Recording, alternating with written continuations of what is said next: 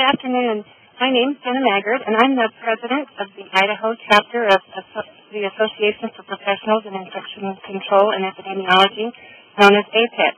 I'd like to welcome you to the fourth webinar in our 2012 I-APIC HAI Prevention Learning Network series, offered in partnership with Qualis Health. We have planned this series to bring infection prevention information and expertise that addresses issues we face every day in our patient care world. If you have a subject that you'd like to see presented in the future, please take some time to pass along those ideas to us. Our emails are provided on the event flyer and our slide deck handout. My colleague, Jennifer Palagi, I-APIC board member and Qualis Health consultant, will share some brief housekeeping comments and then introduce our dynamic guest speaker. Jennifer? Hi, everyone. This is Jennifer Palagi, and I do work with Qualis Health, the Quality Improvement Organization, or QIO, for Idaho and Washington. I thank you all for joining us today. We have well over 200 registrants, and that is a bit of a record, and many additional listeners sharing those lines. And because of that reason, we will keep all lines muted during the presentation, but we do invite you to submit questions or comments in the chat section of your WebEx screen. Make sure when you make a comment that you make it to all participants, send to all participants. We will have a question and answer period at the end of the talk as well. I want to extend a special thank you to Acumentra Health, Oregon's QIO, and also to neighboring I-APIC chapters, state HAI coordinators, and hospital associations in helping us extend this invitation to healthcare providers across many settings in Idaho, Oregon, and Washington. RN continuing education credits are available for one contact hour, as approved by the California Board of Registered Nursing. Those interested in receiving credit, please complete the sign-in sheet that is included in your handouts, and be sure to include your email address and nursing license number. If you are not an RN but would like a participation certificate, please let us know on the sign-in sheet. Those sign-in sheets can be emailed or faxed to me. A CEU certificate will be emailed to you in about a month. Handouts were sent to registrants ahead of time and also will be made available on the Intermountain I-APIC website at intermountainapic.com. Also, at the end of the presentation, you will be offered a brief online survey. Please complete it so we can continue to improve our offerings and the format. Now let's focus on today's topic, Clostridium difficile, prevention. We are excited to have with us today Ruth Jericho, an extraordinary infection preventionist who is the lead author of the I-APIC Guide to the Elimination of C. difficile in Healthcare Settings. She will pack the next hour full of updating us on the current state of C. diff prevention, helping us protect patients from C. diff harm in our facilities. Ruth, you have our attention. Thanks very much. I'm so happy to be able to be here with you today. I'll just have to tell you that I know that we are all so focused on infection prevention, and nothing beats actually having the message hit home or close to home.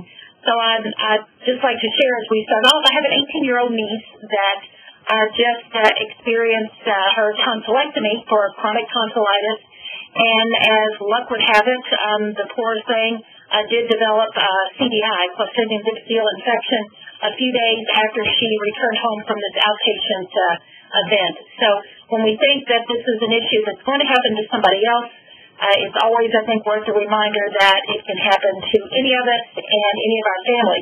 Therefore, that really puts a lot more responsibility on us to make sure that we are up to date in terms of our knowledge about how this infection can develop, and then what are some very critical interventions and opportunities for us as we serve our responsibilities in protecting our patients as well as others in our healthcare environment.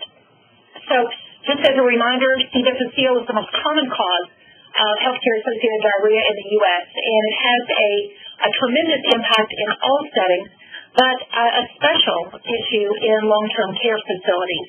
So nobody is really immune to this issue. It now rivals MRSA as our most common of HAI in many of our U.S. healthcare facilities. So if we think that all of our eggs should be in this one basket of MRSA, please remember that our approach to infection needs to be one that's very horizontal, so that our initiatives and our prevention activities serve to address more than one particular type of organism. So in our setting, we talked about the objectives for today and looking at the microbiology, the pathogenesis, and the changing epidemiology of C. diff and CDI, looking a bit at the current diagnostics and the treatment approaches in healthcare facilities, and then look at our most appropriate preventive strategies that are applicable across all healthcare settings. So as we do this, I'm going to look at this in 4 stages today: the microbiology and the pathogenesis of disease, a little about diagnosis and treatment, and then bring that home when we talk about prevention. So let's start off just as a reminder. Clostridium, the genus Clostridium there are a number of species, a number of different types of organisms. They are anaerobic, gram-positive, spore-forming. They have the ability to transition back and forth between the spore, or that protective portion of the organism, and the vegetative form, which is the form that actually we will see with production of the toxin. It can be normal GI flora. It can be present and not cause us illness, but there are quite a number of those species that are associated with human disease. Again, it is a disease that is mediated by toxin. It causes illness when the toxin is produced. So recognizing that it's not only the spore form or the vegetative form individually that we need to be concerned about, it's any form of the organism is problematic, but the toxin is actually the result of the vegetative form. There are a number of diseases that we think of that are from clostridial organisms: neurologic diseases, tetanus and botulism, soft tissue diseases, most specifically gas gangrene, and then the enteric or diarrheal diseases that can cause enterocolitis, and then that pseudomembranous colitis that becomes the most notable complication or outcome associated with C. difficile. Again, in the environment we can have spores. We can see the transition back and forth between the spore form and the vegetative form. When the organism encounters environmental conditions that are problematic or unfavorable to the organism, then it can transition and move into that spore form. So I tend to think of that as it's almost like an armadillo. We can have the regular armadillo that walks across the street. It comes in contact with something that is not favorable or that is scary to it, and is able to roll itself up and have that armor on the outside. That's very similar to what we think of with a spore. It is a protected form of the organism, allows it to persist in the environment for prolonged periods of time. When the conditions are no longer unfavorable, then it can transition into its vegetative form and therefore begin to produce toxins. In terms of C. difficile, that's generally toxin A or toxin B. CDI occurs, or the actual infection occurs when the individual then is subject to the effects of that toxin. And at the bottom, there's a little legend of pictures that we'll use as I go through the pathogenesis, with the spores being the round objects, the vegetative cells being the oblong, and then the stars are the actual toxins. So we'll look at that in a few minutes and try to get a picture in our mind about what happens. In terms of risk factors, we know previous antibiotic use is the predominant risk factor. And hopefully you've had the opportunity to go to the CDC website and look at the most recent vital sign that was published by the CDC, which we released March 6th. There was a really nice overview about C. difficile and CDI with some very recent information.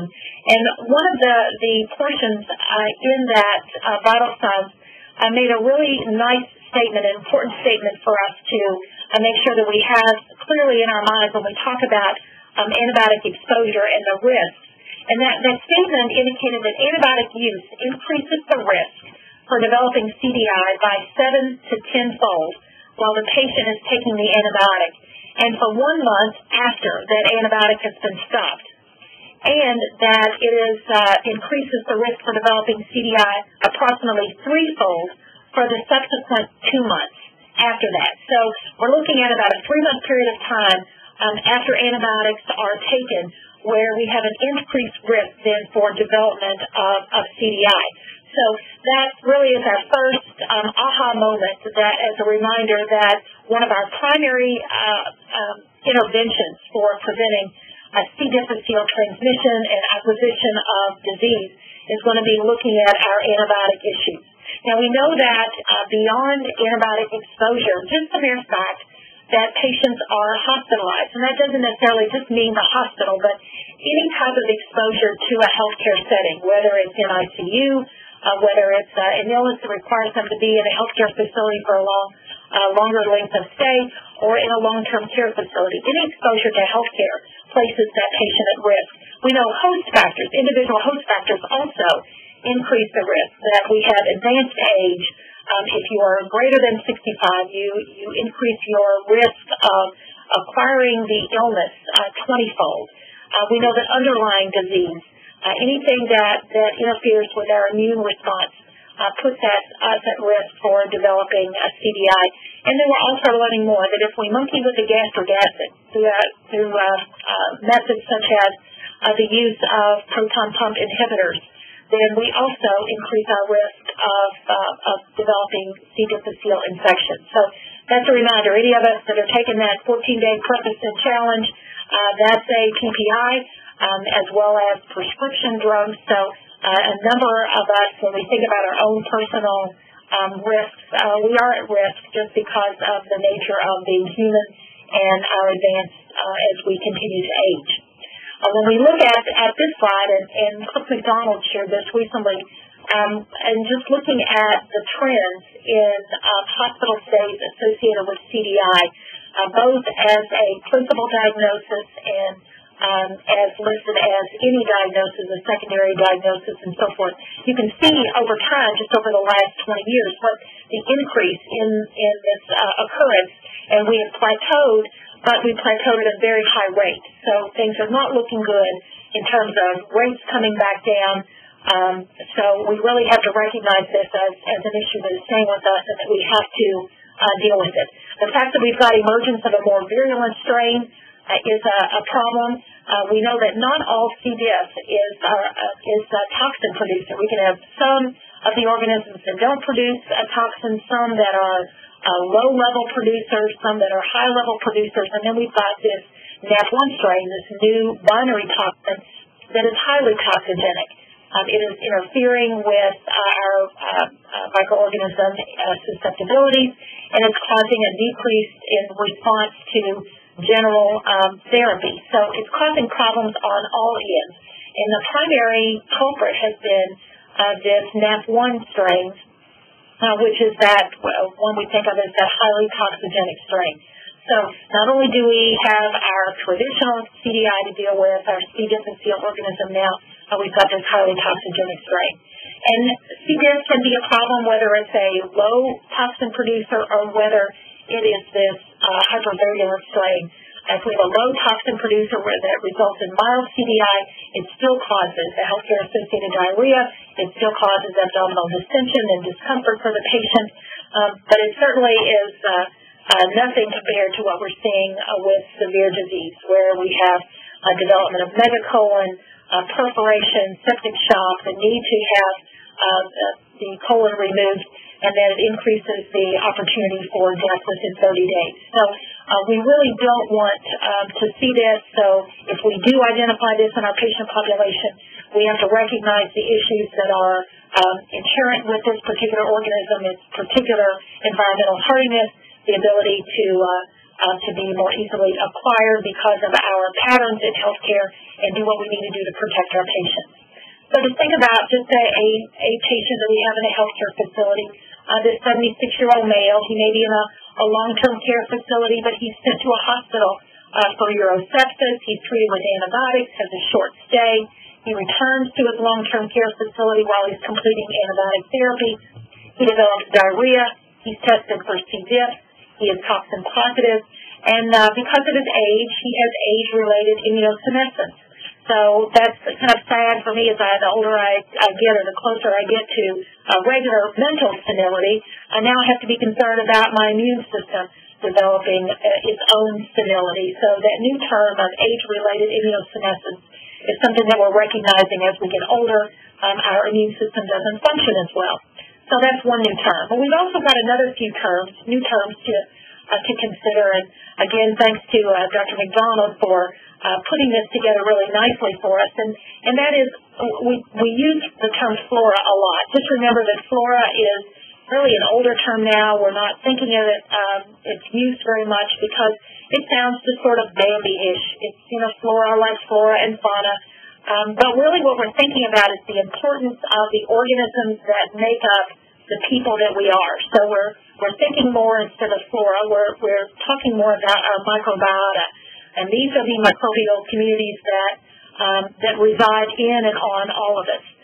Microbiome is the more collective term that looks at the genome of these communities, looks at the DNA makeup. And metagenomics, these are the whole genomic sequencing. So when we think and we read about the new field of metagenomics, then you know what that's talking about. In the field of metabolomics, which is actually the performance of chemical fingerprinting of our microbiome, made up of the microbiota. So new terms that we will be reading increasingly as we read more and learn more about C. difficile. All right, so let's go back after that little bit of information back to our patient. We know that this 76-year-old gentleman has several opportunities with CDI. He could develop mild disease. He could develop severe disease. He could develop recurrent or relapsing disease. Hopefully he would recover regardless of which of those types of disease he acquired. But also death is a very real concern. So our patients have the opportunity to experience any of these. And we don't necessarily know which patient is more likely to experience which type. We just know that we have to be ready regardless of how it will present in our patient. So actually, how does C. diff develop? And I'm one of these visual learners, so it helps me to have a picture in my mind. So here in this cartoon, we've got a picture of our normal colonic microbiota and mucosa. So the tall, kind of tan, orangish cells, those are our colonic cells. The dots and the ovals are the gram-positive and gram-negative cocci and bacillus that make up the many, many, many hundreds of organisms in our colon. At the bottom, the blue area is our blood supply with our roving centri, our roving immunologic cells that float around looking for problems. If we alter or perturb the flora in our colon, then that means that we enable those that are unaffected by the antibiotics that have perturbed or disrupted the microbiota. So we allow those then to begin to multiply unchecked. They're no longer competing for resources. So we see a destruction of many of the organisms in our colon, and then we see development then of greater numbers of those that are not impacted by the antibiotic. If those organisms that are unaffected by the antibiotic happen to be C. diff, then those organisms begin to multiply. They begin then, because there is no competition for resources, they can go about their business unchecked. They begin to produce toxin. The toxin then begins to destroy the cells, the colonic cells. Our bodies recognize that we have an invader into that site. Then our bloodstream brings our white blood cells that will try to attack the invader. As the invader, the toxins kill all of the cells. Our cells lyse. They then produce and secrete then the gluey, gummy substance that begins to form the pseudomembrane, and the pseudomembrane then covers up those colonic cells, but it doesn't prevent the destruction from continuing. So if we don't intervene, then the colonic cells will continue to die, and then the patient is at risk for death as well. So if we look at what it looks like when we take that picture of do an endoscope, on the left we've got a normal, nice and pink mucosa.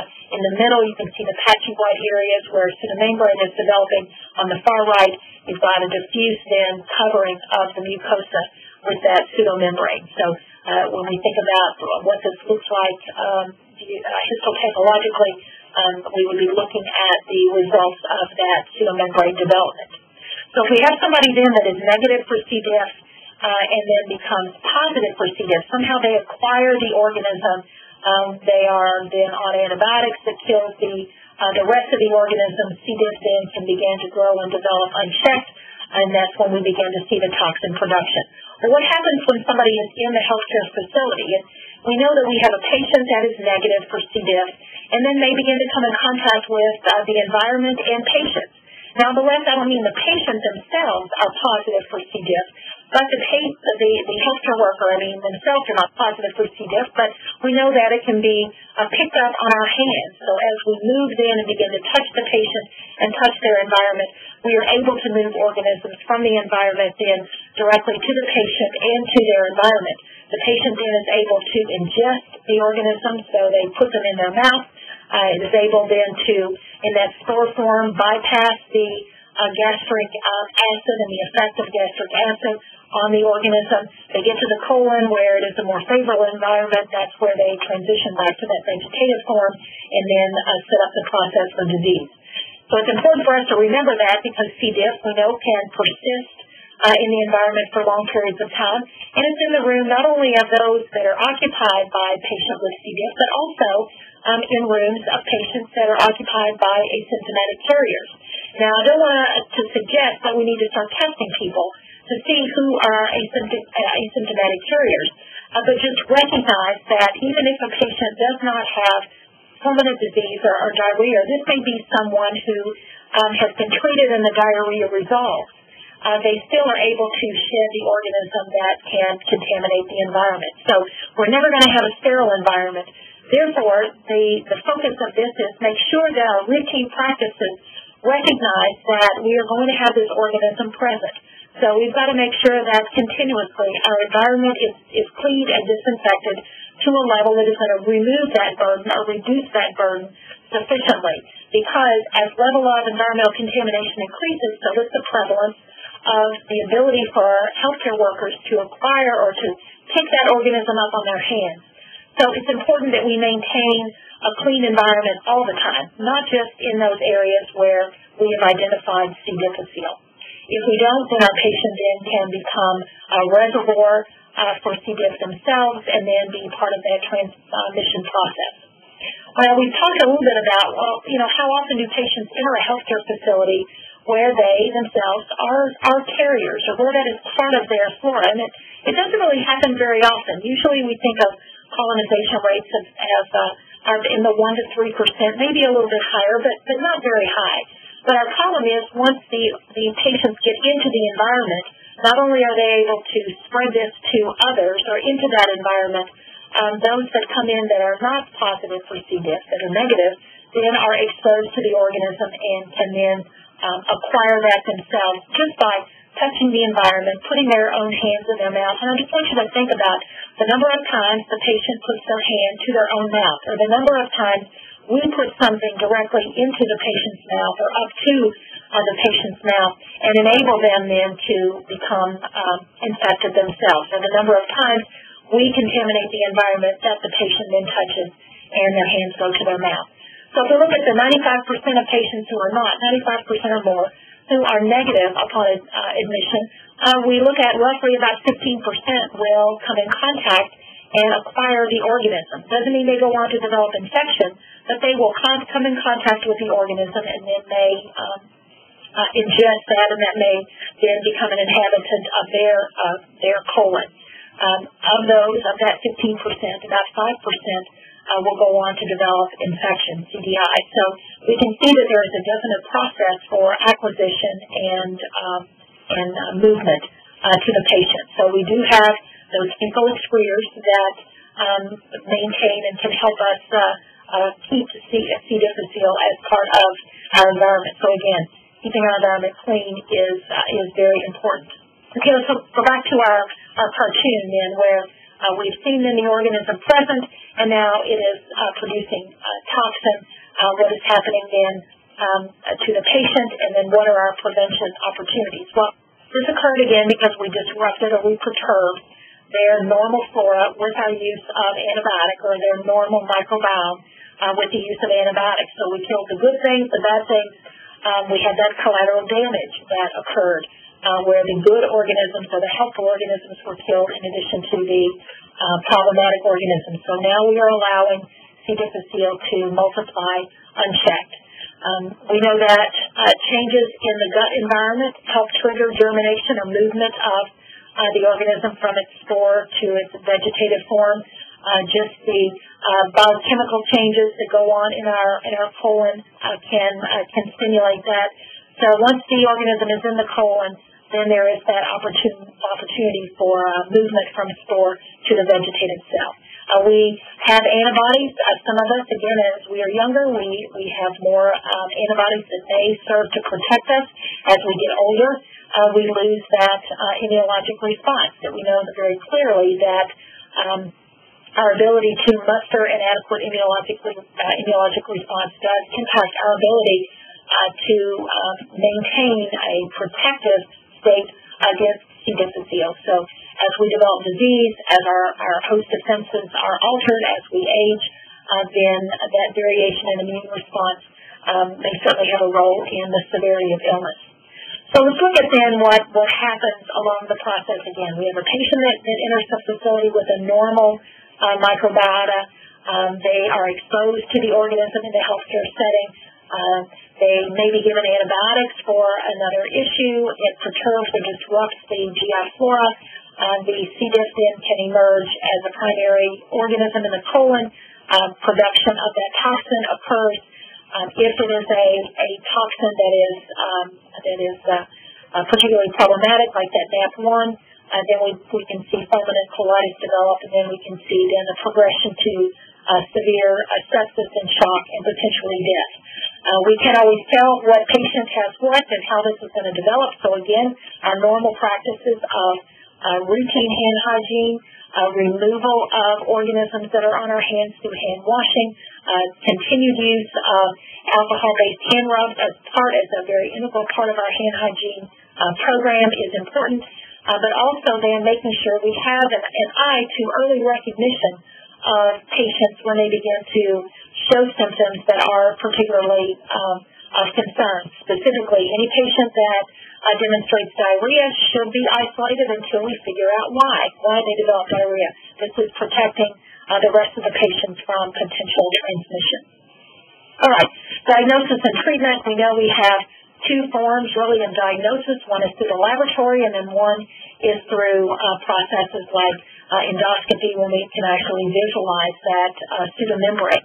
From a laboratory perspective, we have a number of different tests. So we really lack a single gold standard, so it's important for you to know what type of testing methodology is done in your facility, because if you change those testing methods, that may alter the case rate, both up or down. And so as we move then into next year, where we will be required to report our C. difficile through NHSN, through the lab event and the MDRO module, we'll be looking at what we are seeing in terms of laboratory cases, laboratory identified C. diff. So know what your laboratory method is. If you see increases in your rates, it could be due to the type of testing methods that you're doing or the focus of testing that is within your facility. So make sure that you are working very closely with microbiology to be right on top of that.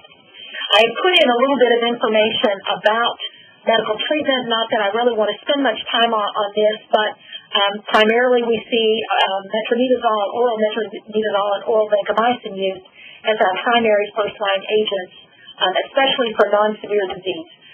We are looking at a variety of treatments when there is relapse, vancomycin, additional drugs added, and then the potential suggestion of probiotics to try to help repopulate the colon, but that's in conjunction with therapy for non-severe relapse. I wanted to bring out this drug because it's new to our armamentarium, fidaxomicin, approved in the middle of last year, treating as difficile. It's an oral macrolide that is used for adults. It's, I think, a very promising and a very good drug for us to consider for treatment. And the nice things about this particular drug is it's given orally. Again, it's not adjusted for age or for weight. It's easy to tolerate. You don't have to adjust it for your geriatric population, but it is not for severe disease. it is for non-severe disease. So it has some very good elements in terms of prevention of recurrence. So if we're looking at how we can ensure, or what can we do to help prevent recurrence of disease among our treated population, this is certainly worth learning more about, and it may be something to add at your particular facility. So learn more about this. I've had some personal experience with this. Again, going back to my niece, it was very difficult because her clinician automatically assumed that her mom wouldn't want to buy this because it was more expensive.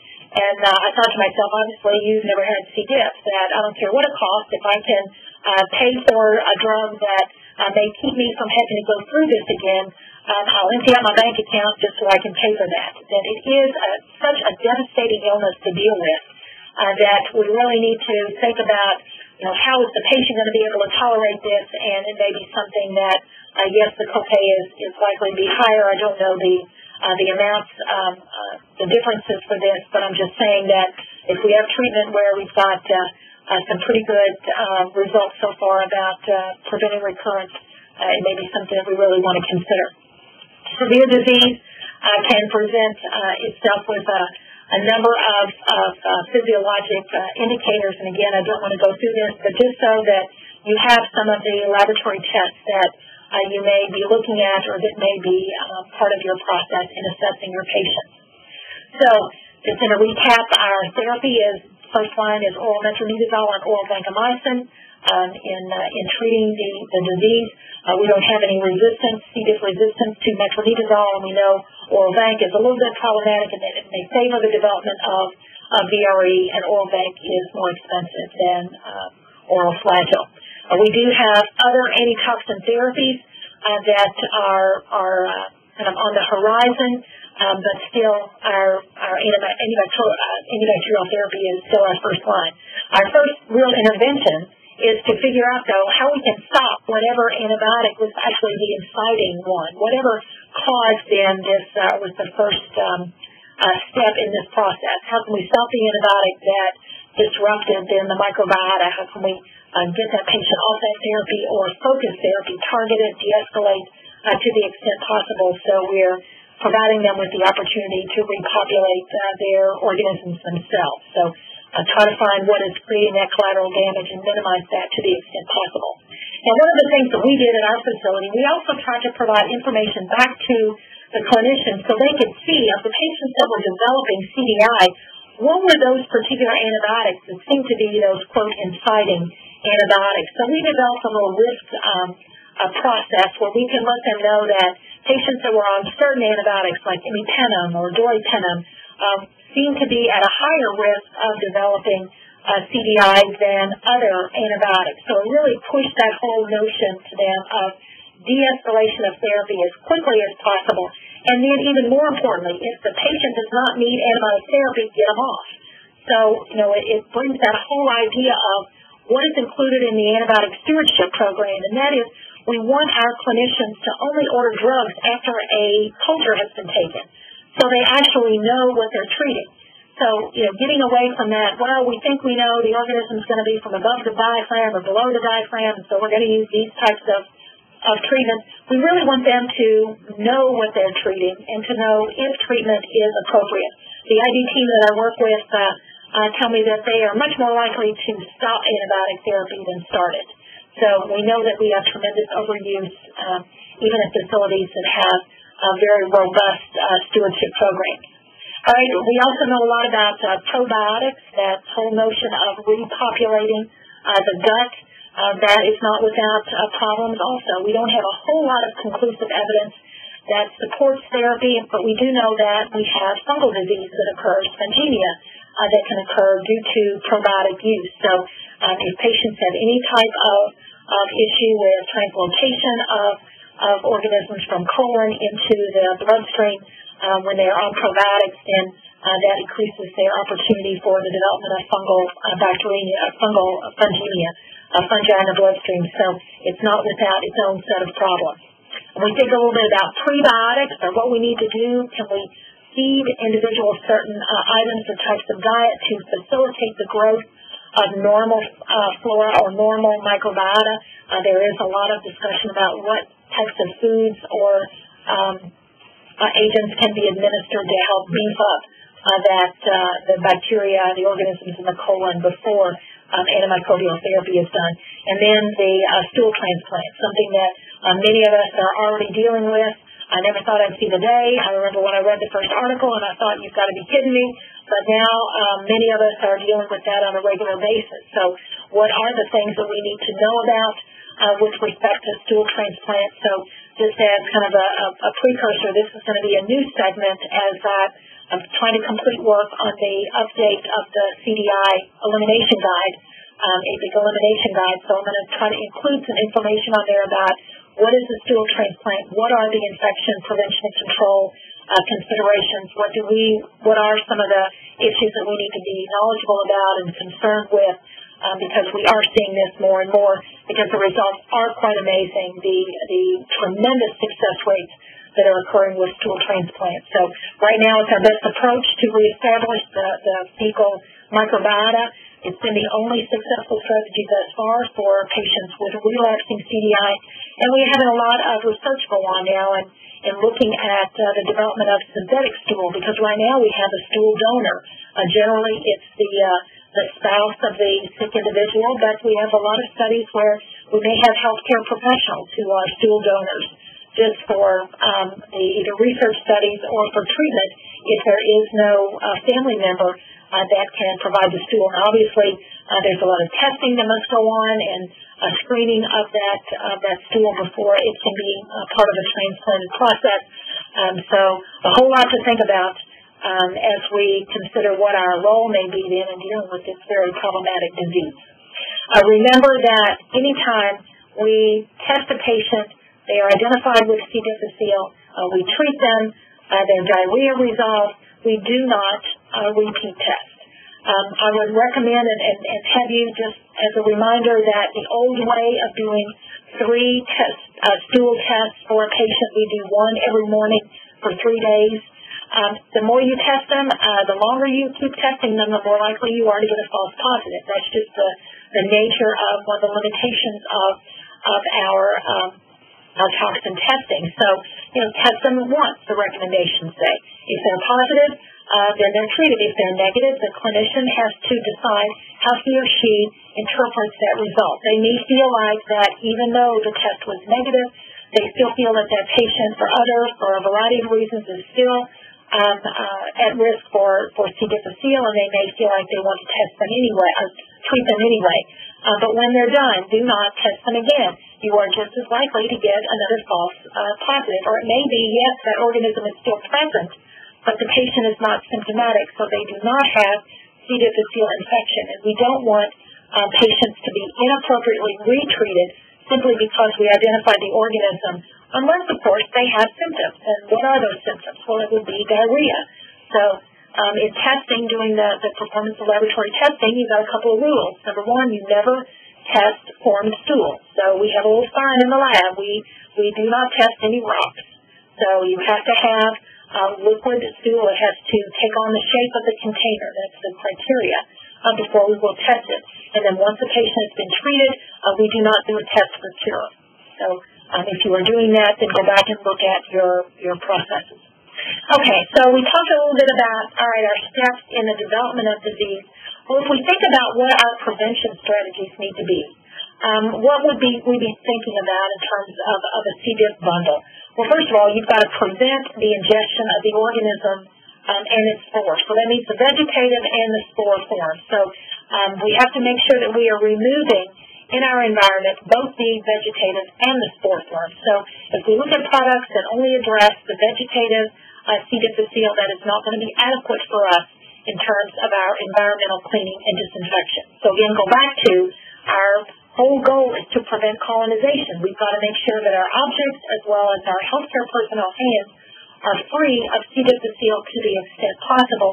Otherwise, we end up transitioning and transmitting this to our patients. So when we think about how we're going to prevent this colonization, there really are 4 big areas. We improve our compliance with isolation, we improve our cleaning and disinfection, we improve hand hygiene, and we improve identification of patients that that have symptomatic disease. So we know our alcohol-based hand sanitizers are effective against non-spore forming, but they don't kill C. diff, nor do they remove C. diff from the hand. So the most effective way at present to remove C. difficile spores from the hand is through hand washing. Now, having said that, we've also got some pretty good information that is telling us that there's something about C. difficile that just makes it want to be more adherent to the skin of our hands. So hand washing is not always going to be as effective against C. diff as with some of our other organisms. So we may need to use gloves to actually be that barrier. So, people will say, well, when do I know, when to wear gloves? And to me, it's almost like a no-brainer. If you're dealing with a patient that has diarrhea, there is the opportunity for that to get on your hands. So when you're entering the room of a patient where it is likely that you would come in contact with body fluids or even touch surfaces that may be contaminated, then wear gloves. That way you remove the gloves, you minimize the hand contamination, and then you are better able then to perform hand hygiene when you remove those gloves as opposed to not having that barrier on at all. Also think about what do we do in terms of the environment. Now, right now, our environment, our guidelines tell us that our quaternary ammoniums, or what we usually use, are not sporicidal, and in fact some may encourage sporulation or that movement from the vegetative state into that spore process. And right now we're only looking at chlorine-based disinfectants and vaporized hydrogen peroxide as being sporicidal. The chlorine-based disinfectant is our hydrochloride solution, the 1 to 10 bleach that we talk about, and then the vaporized hydrogen peroxide that is kind of up a notch in terms of capability and intensity and of course cost. Generally with bleach, we look at that 1 to 10 dilution. It's a 10% dilution, so it's really 1 part of the sodium hypochlorite and 9 parts of water.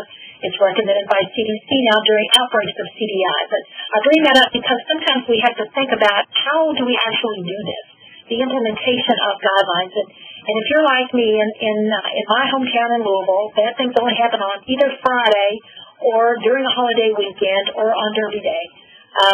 Things are just likely to go wrong on those days. And so we've got to make sure that all of our processes for prevention or intervention are going to work at those particular times. So we try to figure out how do we require the least amount of change? How do we error-proof as much as possible? So I think that's why many places are looking at, well, maybe we need to take a different approach. Instead of only using something like hypochlorite when we have an outbreak, what about making that part of routine environmental disinfection for any patient that has CDI? So you have to decide how you are going to implement these types of interventions within your facility. So you've got to know how things run in your place. You've got to know how easy people are when it comes to dealing with change, how quickly can you implement something new, and then who are the people that need to come together to make that happen. We know, again, wearing gloves significantly reduces the spread of C. diff, so that whole idea of protective equipment becomes very important. Early identification is essential, but we don't have any data to guide us in terms of decolonizing or what to do with asymptomatic carriers. So nothing yet on the horizon, at least at this point, about decolonization.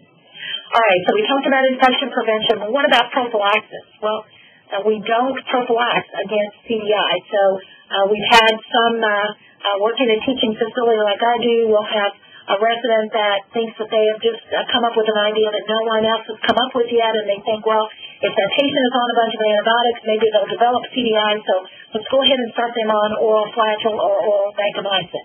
Well, no, we have to go back and say, wait, we evaluate every antimicrobial that's used to make sure that it's purposeful. So we decided a long time ago that hope is not a plan, so we don't try to pull out treatment and interventions that don't have some basis for evidence behind them. So don't use metronidazole or vancomycin just as prevention for C. difficile, nor do we have evidence about the use of probiotics as a prevention. We've got a lot of research that's going on looking at probiotics, looking at vaccine, but we are not there yet. Antimicrobial stewardship is the most important issue, I think, that we need to embrace outside of environmental cleaning and disinfection. So we need to be working with ES on one hand and our pharmacy on the other. That we are looking at drugs that are used, the antibiograms that are provided, what is in our clinical laboratory support to guide our clinicians so they can pick the right drug for the right bug.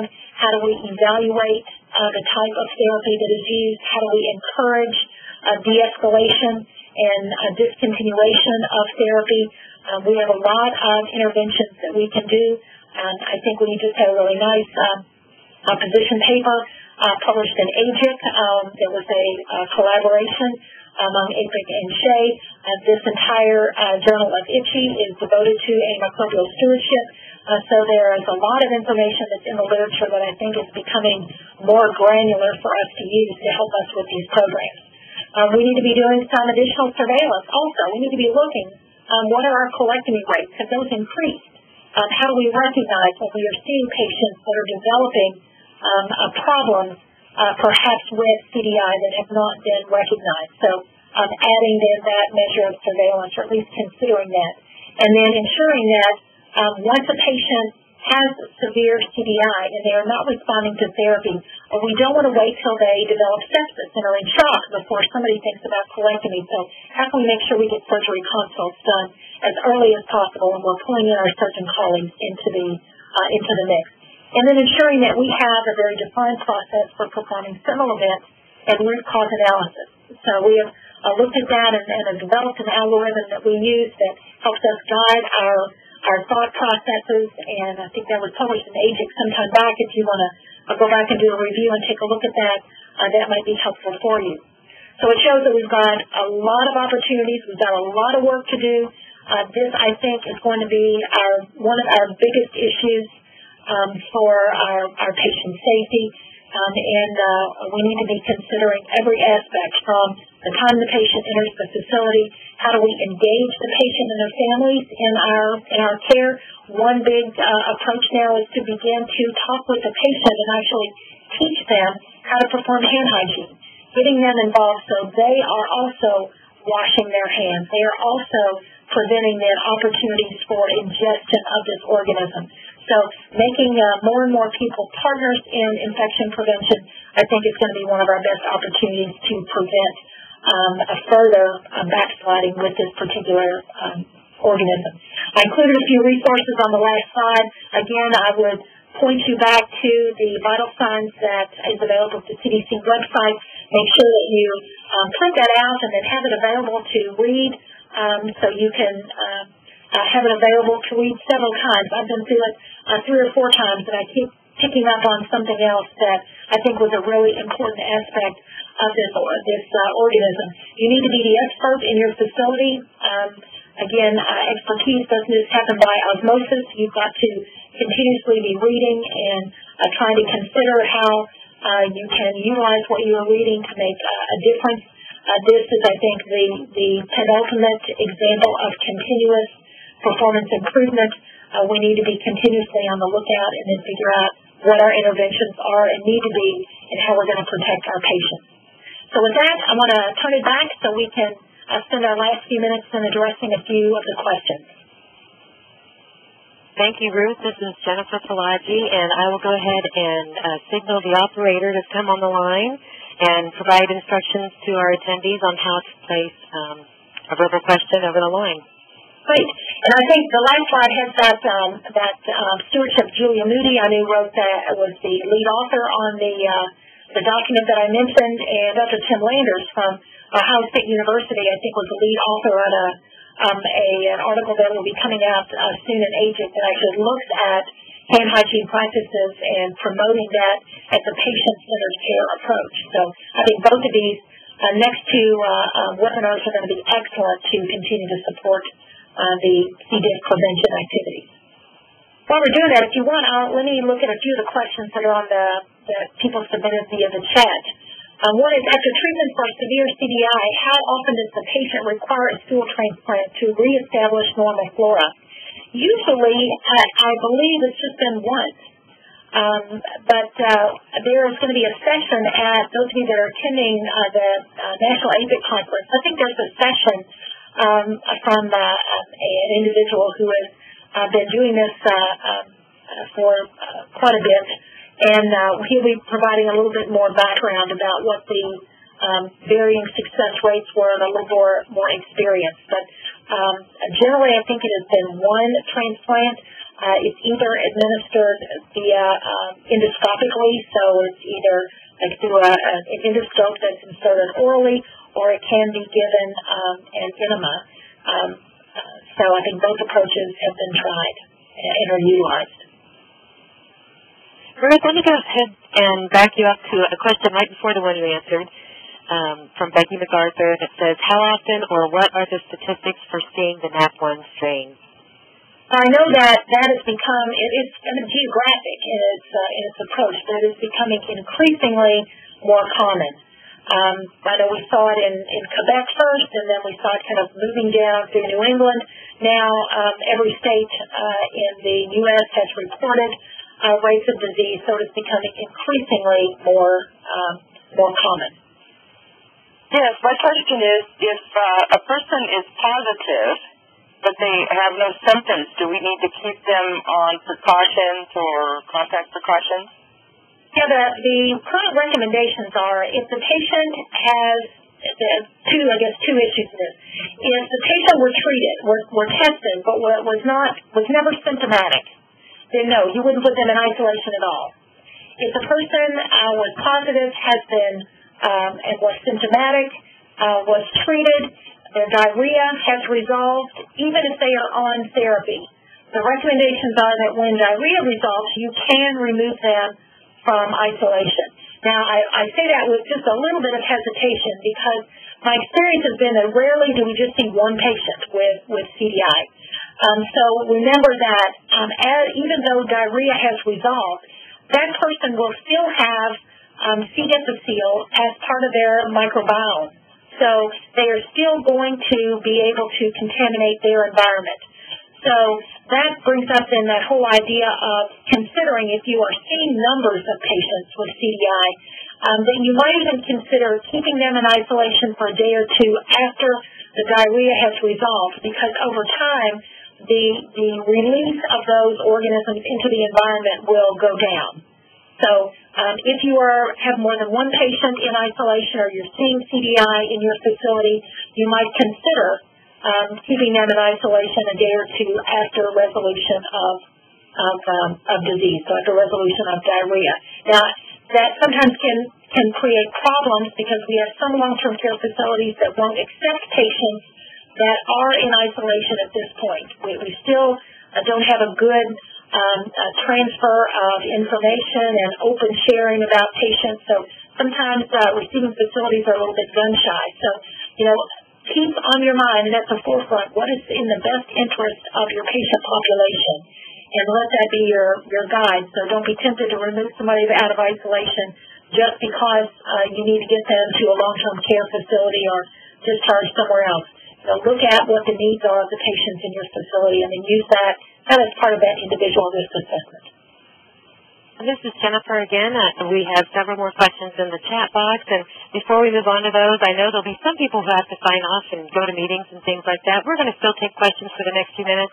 We will have those recorded, and so they will be in the archive recording, and we'll probably also have a transcript of that.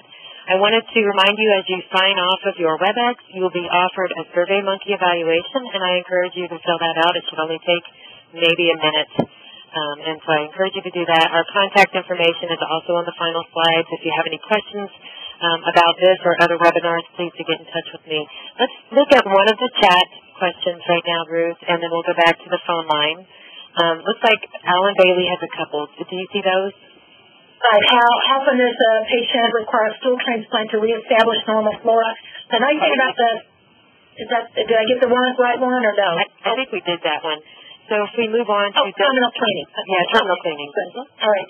Well, terminal cleaning with peroxide fogging, does it help with rooms that are infected, quote, infected, from housing someone with CDI? Well, the hydrogen peroxide fogging, I think, is certainly something to consider. Just remember, there is no magic bullet. You still need to clean. You still need to remove the surface soil. And if you apply or utilize the hydrogen peroxide fogging, it certainly will affect organisms that the fog is able to come in contact with. But you need to close your room. You've got to do something with the ventilation system in the room. So it may be problematic for you just in terms of logistics. Then as soon as a patient is returned to that room, then the reinitiation of the microbiota of that room will start all over again. But certainly, if you've got ongoing transmission, and you have done what you need to do in terms of training your housekeeping staff, use of a sporicidal agent like a hypochlorite solution, you have monitored the effectiveness of their practice, and you are still not able to prevent transmission, then you've kind of got to go up a notch. You've got to go up a notch in terms of, well, maybe is our practice of cleaning and disinfection not at the level that it needs to be despite all of our interventions. You might need to go up a notch and utilize something that I tend to think of as a little bit higher order in the environmental disinfection hierarchy. But again, it's not easy to do. It's expensive. So make sure that your practices and processes have been assessed, because there's no substitute for good attention to environmental cleaning and disinfection. So look at those things first. And one of the documents that I sent in also was a really big fishbone diagram that we put together that kind of pulls apart the issues involved in C. diff interventions and helps look at different teams that may work on different aspects of the problem.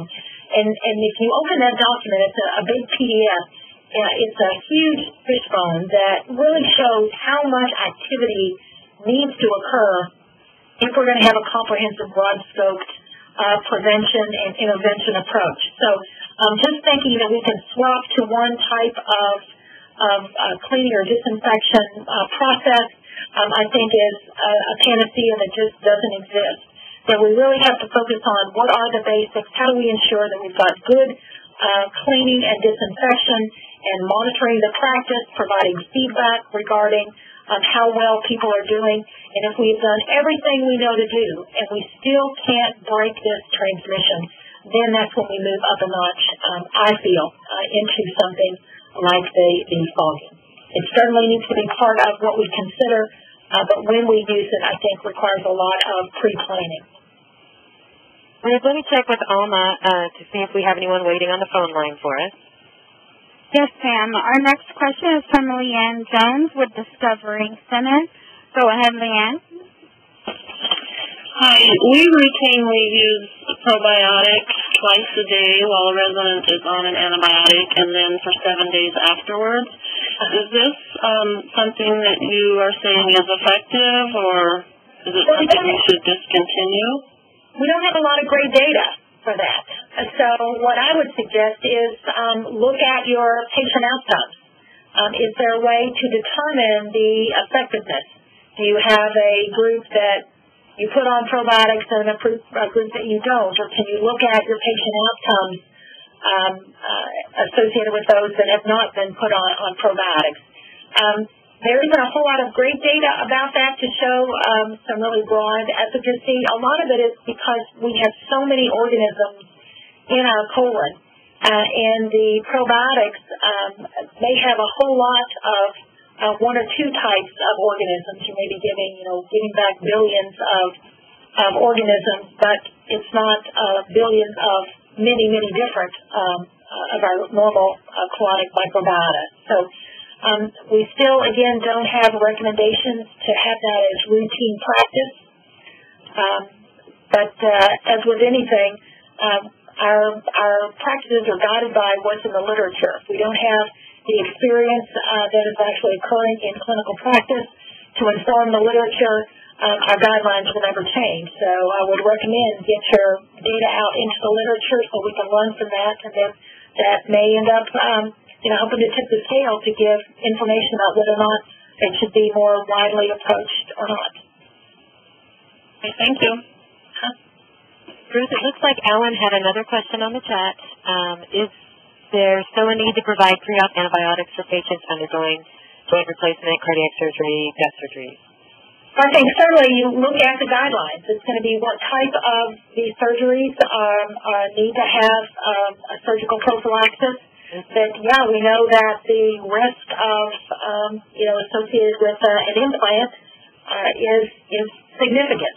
So this is going to be a balancing act, I think, that we do, because we do have evidence that CDI can develop after a single dose of antimicrobial. So certainly we need to be monitoring our patients. Certainly we need to make sure that we are only providing it under circumstances that make sense. But I would always recommend that you follow the guidelines. But you may have to follow the guidelines with a bit of a caveat, in that if you have a patient who has been on multiple courses of antibiotics, we know, again, from what I mentioned from the vital signs at the beginning of the hour about the increased risk and how long that occurs, up to 3 months after you stop a course of antibiotics. So if you have somebody that's been on multiple courses of antibiotics or has been on any antibiotic therapy and you give them another dose, we have to recognize that as a potential risk factor. So that may help you with early identification of a patient to be able to initiate isolation and treatment sooner than you ordinarily would, simply because it's on your radar. So I don't think necessarily we would withhold antibiotics, pre-op antibiotics for these patients, but I think, as with anything, we need to recognize the impact of collateral damage and then be on the lookout for our patients and their safety. And I might add, this is Jennifer, that the QIOs have been working really closely with the Surgical Care Improvement Project for many years, and of course, one of the measures of best practice is discontinuing prophylactic antibiotics as soon as possible after closure, after surgery. So, and that's one of the primary reasons why, is to prevent this kind of infection from occurring. So that's a good question. Yeah, thanks. Let me check back with Alma to see if we have anyone waiting on the phone. Again, ladies and gentlemen, if you have any questions, press the number 1 key on your phone. Our next question is from Joyce Winter with Franklin County. Go ahead, Joyce. Yeah, it's a really simple question. I wanted to know if those slides are going to be available, downloadable, so that I can use that presentation when I'm talking to my staff. That's a good question, Joyce. As the QIO providing the slide deck, we always provide it in a PDF format. So, Ruth, it's really up to you if you want us to share it in a PowerPoint format so that they can use it themselves. I'm happy to share no matter what. The older I get, the more I realize that, my turn may come when I'm on the other side of the bed rail. And as I tell medical students, I said, I want to look up as I see you in the emergency room and say, thank God, instead of, oh, God. And so I think anytime we can share information, that is our responsibility. So I'm happy to share literally anything. So I can share the fishbone diagram if anyone wants it. You can certainly just email me directly, and it's in a Visio file. You can use that to personalize it or change it or whatever. I'd also point you, I have a website that's infectionpreventiontools.com that is just a place to store tools and resources that anybody can go to and download. So if you have something that you really want to share with others, there is the opportunity for you to upload it and make it available for anybody else. You can also go to that website and download anything that you want. Everything is free in terms of improving performance and improving our patient safety. Ruth, can you repeat the name of that website again one more time? Yes, it's infectionpreventiontools.com. Thank you. All right, let's take a peek at our chat. And I know we've gone over several minutes, so I'm going to leave it up to you to see how long you're comfortable going.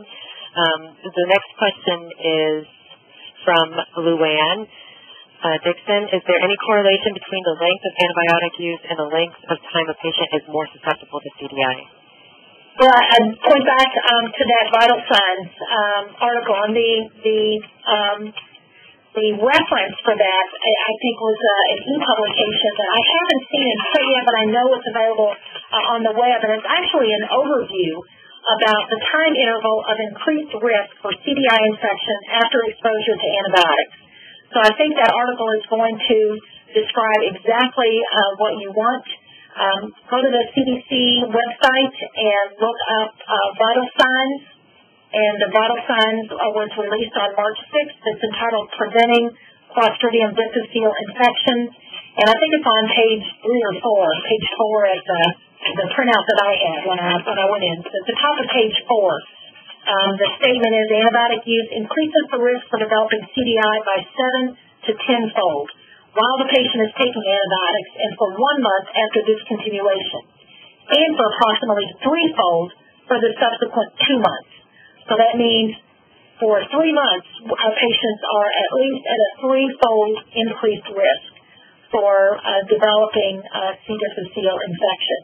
So anything beyond 3 months, we know that will drastically go down. That's given our bodies a chance to redevelop our own microbiota. But antibiotics are the issue, and we're seeing more and more CDI develop in the community. So we know until we can really address antibiotic use across the entire spectrum of healthcare, we're going to continue to struggle with this. Alma, do we have anyone on the phone? Yes, ma'am. Our next question is from Christine Kerper with VA Medical Center, Iowa City. Go ahead, Christine. Hi, this has been an excellent presentation. Really appreciate it. My question to you is on this contact isolation and how do you use it in your facility. You know, with MRSA, you use contact isolation, but because of the hand hygiene requiring soap and water for exiting our C. diff rooms, do you have a special sign? I just was wanting some information on how your signage for isolation is for C. diff. For instance, our facility, we have a brown sign. You can get a sense on that. The brown sign is called Empiric Contact, and it's because of cleaning the equipment with bleach and using the soap and water for hand hygiene after our staff are in these rooms. So I just like your comments on that. Yeah, we've stressed a lot on what are the competencies that our healthcare workers need in order to make good decisions. And so we've really stressed home that it only makes sense if your patient, if they have a leak, no matter what it is, whether it's leaking urine or stool or drainage from a wound, that has the opportunity to contaminate the environment and therefore contaminate your hands. And we're talking about real contamination, a real drainage, a real body fluid. So when you have these types of patients, wash your hands, wash it off of your hands. And we really stress that with them. So even though it's contact, we try to focus on what do they need to be considering with their patient. Now also with these patients, we automatically use bleach. So we've got a little sign, it's a little C, actually, that goes on the wall. We worked with another facility who has had a big issue with Acinetobacter. They use an A on their sign. So it helps them differentiate between different types of organisms where we are going to want different interventions. Because with both of these, we use bleach to clean the environment. And it's not just at terminal cleaning. This is for everyday cleaning, anytime the patient has that organism identified, because we want to be able to enable our environmental services personnel to do the right thing all the time. So we try to give them those visual triggers, and we don't want them to have to figure out what they need to do on a Friday afternoon or on a Saturday. So as soon as we identify that, we have the organism that C goes up on the sign, they know automatically that means bleach for that room all the time. Then they have it available. We use the pop-up wipes for bleach, and then our other chemical germicide is still just the bucket method that they use. So it helps them keep things a little bit separated in their mind, so we don't have multiple types of buckets and containers for them to try to remember which one they used and so forth. That the actual logistics of doing this are very problematic. So you really have to, go through the entire step together to ensure that people are performing correctly and they're doing what needs to be done. I'm convinced that in my more than 35 years as a nurse, I don't think I've ever met somebody who wanted to hurt their patient. That all of us want to do the best thing. It's just that we don't know how. So how do we hardwire the process and error-proof the process to the extent possible that we make it really difficult for people to make a mistake. In addition, we all are in this together, so kind of the old days of only having environmental services take care of the environment is long gone. Now it's everybody's responsibility. So if I'm going to ask the nursing staff to help with environmental disinfection, if I want them to be responsible for the computer equipment that is in the room or the monitoring equipment that are in the room, well, I've got to provide them with the types of cleaning agents and methods that they're likely to use. So that's why, we really try to match the products and the processes with the people and their job, the tasks that they perform as part of their job. And it is no easy task, that is for sure. So although it starts with the isolation sign, it really extends well beyond that. So it's a total program. Do we have it perfected? Absolutely not. We still work at these activities every day, and my job involves not just one hospital, but multiple hospitals, and working with them around our state.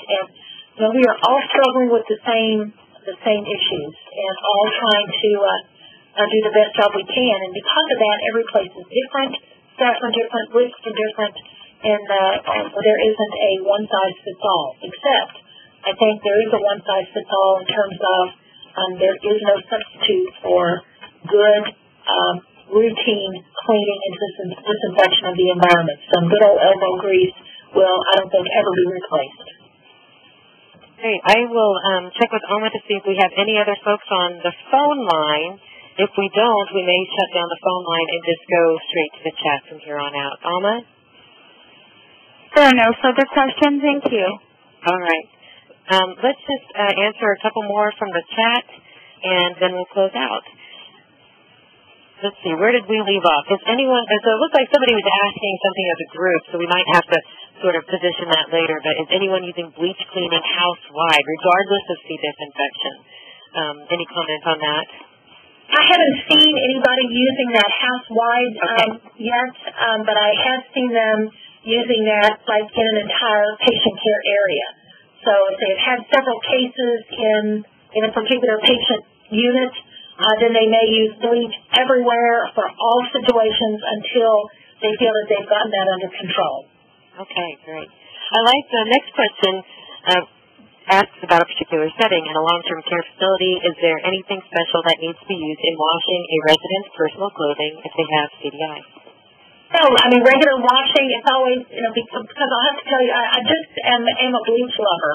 And so I would think if you can wash it and put a little bit of bleach in the items, then that's going to go a long way. And remember that, this organism they're having diarrhea, therefore their pants or their sheets that they sit on or things that come in contact with their body are more likely to have organisms on them than items that don't come in direct contact with them. So if they are going to be washed, there isn't the need to separate, and wash everybody's things separately. But I would go ahead and wash them and put bleach in, and certainly you're going to put detergent in there to suspend the organisms so they can be washed away. But go ahead and add bleach if you can to kill the organisms that are present. Great. Just a couple more. So, Jerry Hammond, so some steam vapor systems have efficacy statements that show 99% kill rates for C. diff. What are your thoughts? Well, vapor steam, I think that certainly is heat. We know will certainly kill a number of organisms, but we always go back to meeting what the EPA requirements are, and the EPA, in order to achieve that designation as sporicidal, you have to perform your testing under certain controlled conditions. And so instead of being able to understand, which I don't know all of the conditions that any individual company may use to demonstrate their results, that's why we say, this is probably beyond most of us to understand all of these different conditions and the way that information can be presented to us. Therefore, we just cut to the chase and say, is this EPA registered as a way to approach this, yes or no? If it is, then that means we add it to our armamentarium. If it isn't, it doesn't mean that it doesn't necessarily work.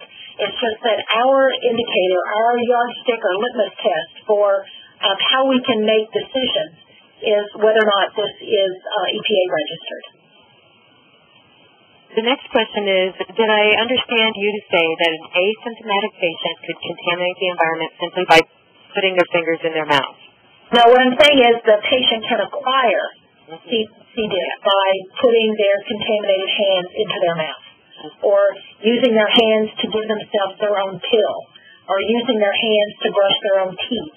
If they have come in contact with C. difficile in their environment, then they are able to auto-inoculate, or they can bring the organism to themselves.